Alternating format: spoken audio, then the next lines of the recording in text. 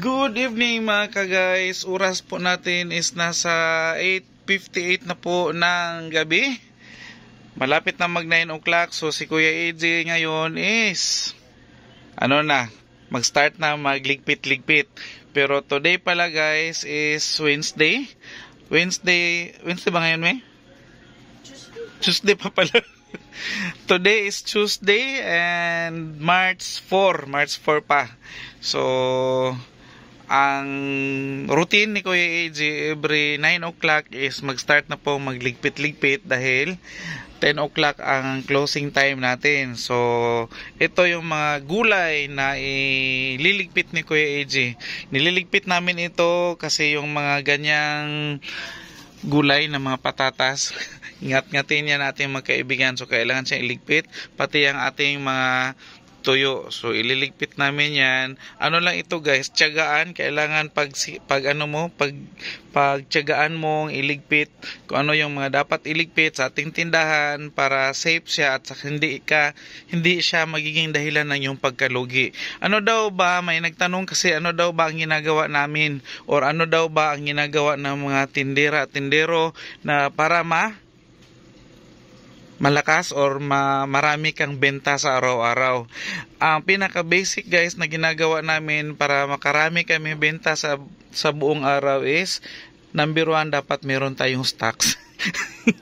Yan ang pinaka-basic kasi pag wala kang stocks, wala kang ibenta. So pag may customer na lalapit sa tindahan mo at saka maghanap ng mga produktong kailanganin nila tapos wala kang stocks, so wala kang benta, pupunta yan sa ibang tindahan. So need talaga na meron tayong stocks always.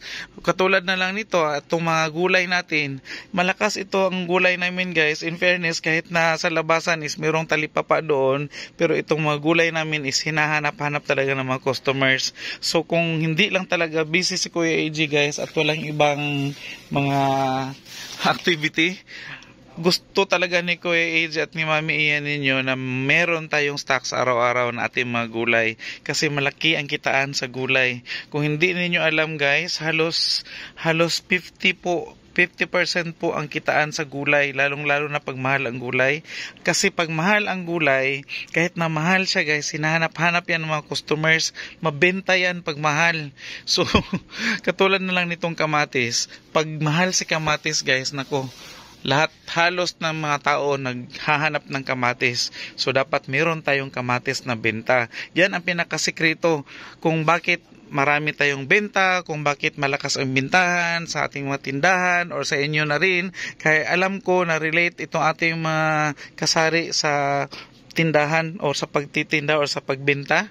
Pag marami kang stocks, marami ka talagang benta dahil marami kang pwedeng i-alok sa yung mga customers.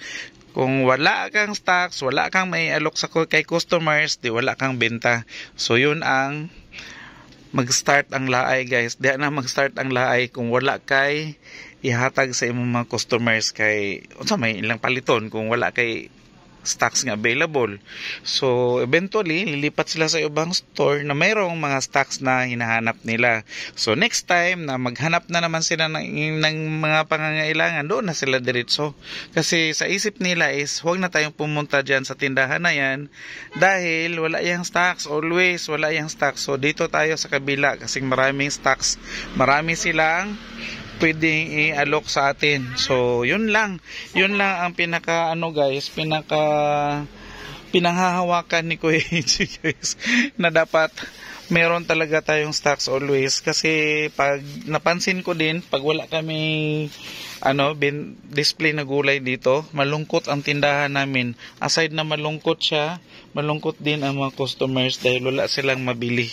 Alam nila kasi guys na ang gulay ni Kuya AJ is nasa lang talaga. Hindi kami kasi nagpe-presyo ng sobrang mahal.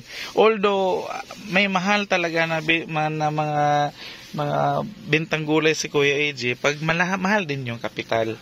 Ganun lang naman. So hindi tayo hindi tayo abusado pagdating sa presyohan. So tama-tama lang dahil alam naman natin na taghirap. So instead na makatulong tayo, hindi tayo nakatulong sa ating mga kapitbahay, kundi nakapasamot patag sa ilang kalisod kay ano man kanang sobra-sobra man puta magpa sobra-sobra man puta magpa-presyo.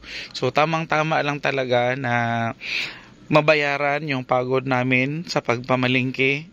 So kikita ka din at the same time, aside na kikita ka, makakain ka pa ng gulay. Tingnan nyo ang gulay ni Kuya AJ kaninang almusal namin, munggo with alugbati. Super sarap. Pati pananghalian pa namin, kain pa namin siya pananghalian.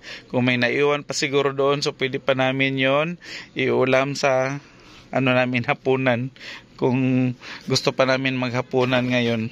Ayan po, so ligpit na tayo guys dahil mahaba na ang yaw-yaw ni Kuya AJ. Basta yun lang ang pinaka-tip ni Kuya AJ is kung gusto mo na makaraming benta sa araw-araw, kumplituhin mo ang iyong stock sa tindahan mo at saka kailangan may available kang always na stocks na mga tulad nitong gulay at saka mga tuyo. Si tuyo talaga guys is hindi po talaga na nabibitin sa tindahan namin. Always yan siya makabenta sa araw-araw. So that's all na lang muna for today mga ka-guys. Bye bye muna for now and good evening. God bless us all.